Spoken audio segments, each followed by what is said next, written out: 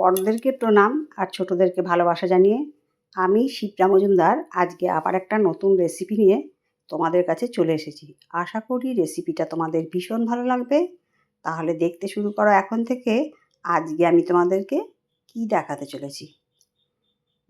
দেখো বন্ধুরা, একটা থালার মধ্যে আমি একটা শসা, কাঁচা লঙ্কা, টমেটো আর কিছুটা ধনেপাতা নিয়ে নিয়েছি। এইগুলো আমার রেসিপিটাতে লাগবে। প্রথমে আমি শসাটাকে খোসা ছাড়িয়ে নিচ্ছি। খোসা ছাড়ানো হয়ে গেছে, এবারে পিস করে কেটে নিচ্ছি, তারপরে কুচি করে নিচ্ছি। এরকম পাতলা পাতলা করে কুচি করে নিতে হবে। সম্পূর্ণ শসাটাকে আমি এইভাবে কুচি করে নেব। আজকে ভীষণ টেস্টি আর হেলদি, একদম নিরামিষ একটা টিফিন রেসিপি তৈরি করে দেখাচ্ছি বা নাস্তা রেসিপি তৈরি করে দেখাচ্ছি। এরপরে আমি একটা টমেটো নিয়ে নিলাম। টমেটোটাকেও আমি এরকম করে পিস করে করে কেটে নিচ্ছি।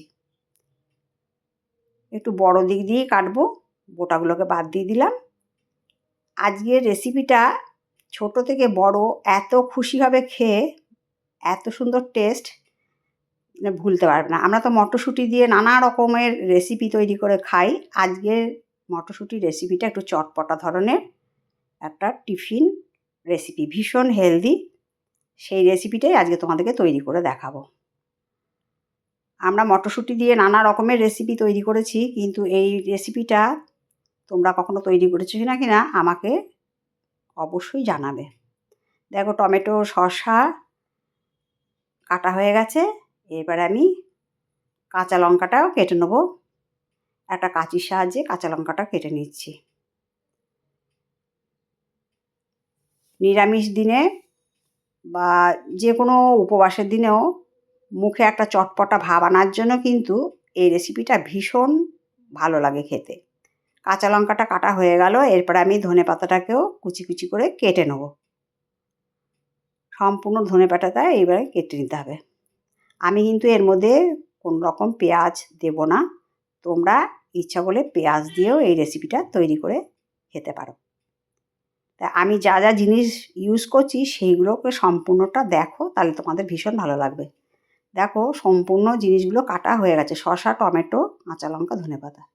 এবারে কুকার একটা চাপিয়ে দিয়েছি। এবার এক বাটি মটরশুঁটি একটু জল বসিয়ে জলটা গরম হয়ে যাওয়ার পরে ঢেলে দিলাম।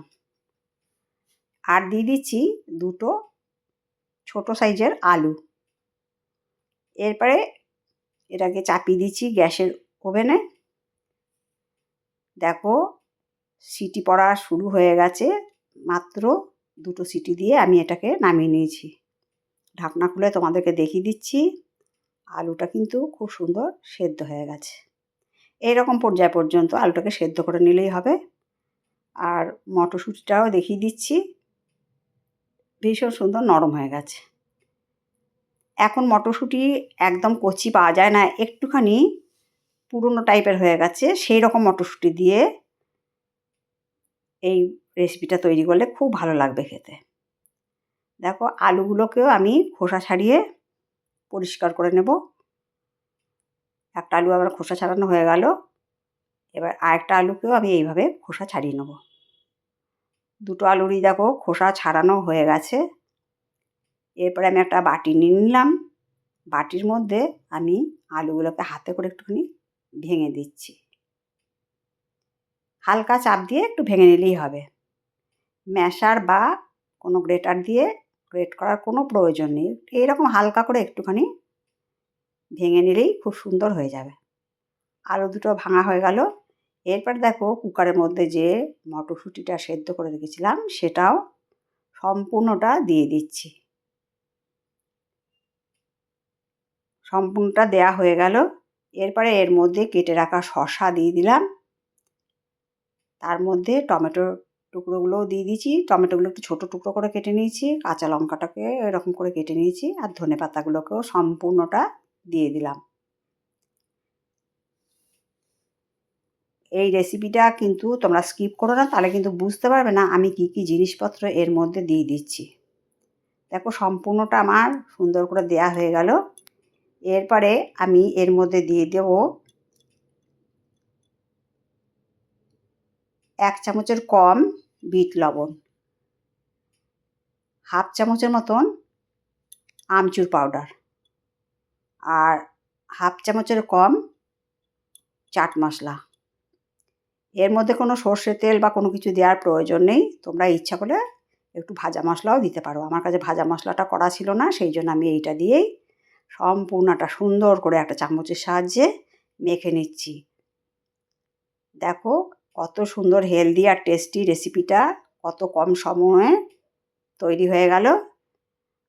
এইগুলো ইচ্ছা করলে তোমরা স্কুলের টিফিন বক্সেও বাচ্চাদেরকে ভরে দিতে পারো, অফিসেও দিতে পারো, লাঞ্চ বক্সে, আর মুড়ির সাথেও খেতে পারো বা এমনি শুধু শুধুও খেতে পারো। তাহলে হেলদি টেস্টি মটরশুঁটির রেসিপিটা তোমাদের কেমন লাগলো অবশ্যই জানাবে। এটা একটু চটপটা ধরনের হয়, শুধু মুখে খেতেও ভালো লাগে আর বাদবাকি মুড়ি দিয়ে খেতেও ভীষণ ভালো লাগে।